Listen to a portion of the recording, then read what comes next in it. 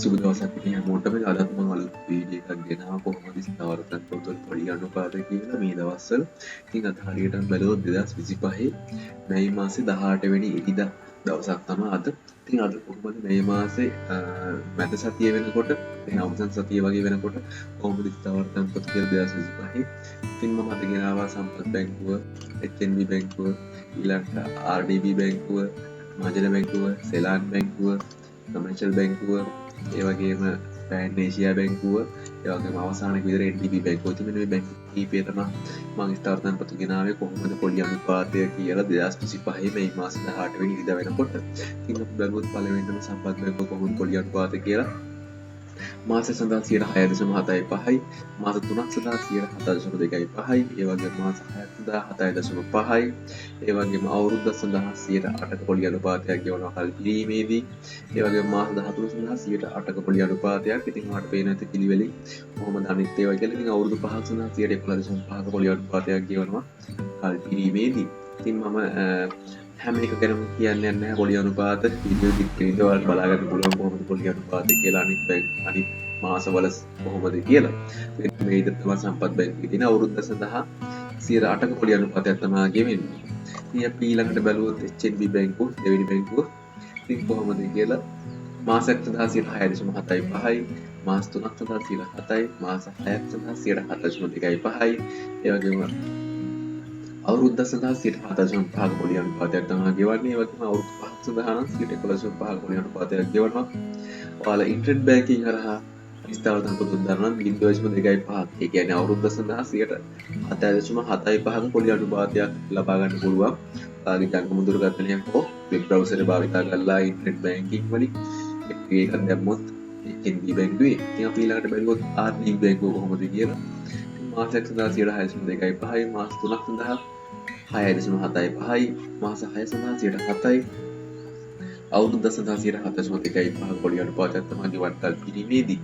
ඒ වගේම අවුරුද්ද සඳහා ඉතින් අවමගයක් තමයි ගෙවන්නේ 9.5ක් විදියට. RDB බැංකුව 2025 මැයි මාස 18 වෙනිදා වෙනකොට අපි ඊළඟට බලුවොත් මහජන බැංකුව කොහොමද පොලි අනුපාත කියලා. මාසයක් සඳහා 6යි, මාස 3ක් සඳහා 6.5යි, මාස 6ක් සඳහා 6.75යි, ඒ වගේම අවුරුද්දක් සඳහා 7%ක පොලි අනුපාතයක් ගෙවනවා කල් පිරීමේදී.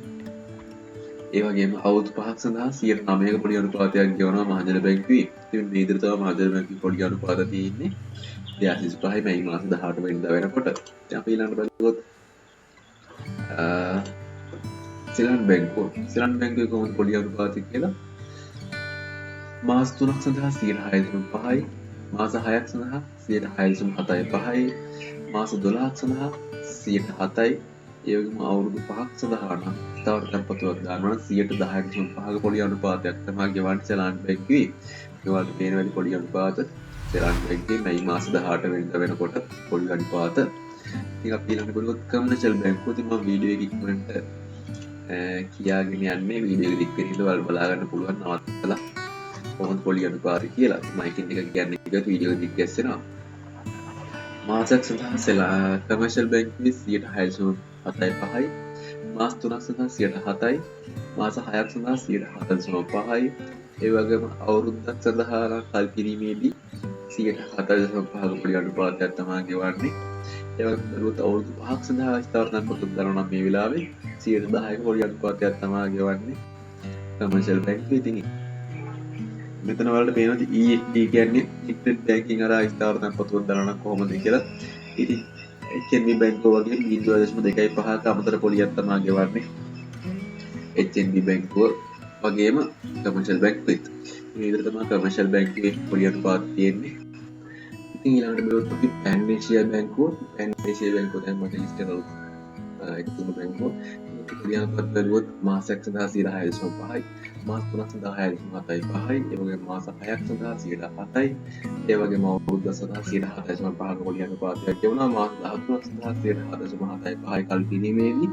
ඉතින් මේ විදිහට තමයි අවුරුදු 5ක් සඳහා නම් 11.75ක පොලි අනුපාතයක් ගෙවනවා පෑන් ඒෂියා බැංකුවේ කල් පිරීමේදී. ඉතින් මෙන්න මේ විදිහට තමයි පෑන් ඒෂියා බැංකුවේ පොලි අනුපාත තියෙන්නේ 2025 මැයි මාස 18 වෙනිදා වෙනකොට. ඉතින් ඊළඟට බලමු අපි NDB බැංකුව පොලි අනුපාත කොහොමද කියලා. ඉතින් මාසයක් සඳහා 6.5යි, මාස 3ක් සඳහා 7යි, මාස 6ක් සඳහා 4.5යි. ඒ වගේම අවුරුද්දක් සඳහා 4.5ක පොඩි අනුපාතයක් ගෙවනවා කල්පිරීමේදී NDB බැංකුව. ඒ වගේම අවුරුදු 5ක් සඳහා බැලුවොත් අපිට 11.75ක පොඩි අනුපාතයක් ගෙවනවා NDB බැංකුව. ඉතින් මේ විදිහට බැලුවාම වැඩිම පොඩි අනුපාතයක් ගෙවන්නේ සම්පත් බැංකුවේ අවුරුද්දක් සඳහා 8ක පොඩි අනුපාතයක් අවුරුද්දක් සඳහා.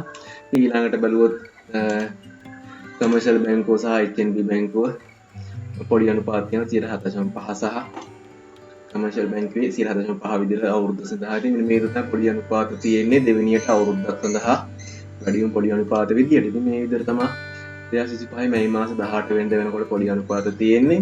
ඉතින් මම අදට වීඩියෝ එක මෙතනින් අවසන් කරනවා. ආයෙ දවසක අලුත් වීඩියෝ එකක් හම්බ වෙනකම් හැමෝටම සුබ දවසක්.